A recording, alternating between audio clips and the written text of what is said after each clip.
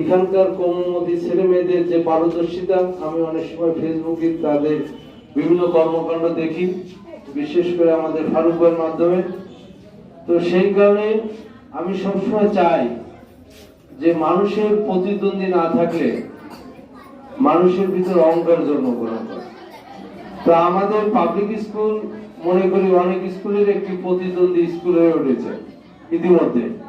সেজন্য স্কুলের যারা কর্তৃপক্ষ আছে, বিশেষ করে শিক্ষক মন্ডলী যারা দিন রাত পরিশ্রম করে আজকে এই ছেলে মেয়ে বৃদ্ধি করেছে, সেই সমস্ত শিক্ষকদের আমি আমার পক্ষ থেকে অভিনন্দন জানাই, কারণ ওনাদের আন্তরিক প্রচেষ্টার কারণে কিন্তু আজকে ছেলে মেয়ে বৃদ্ধি হয়েছে।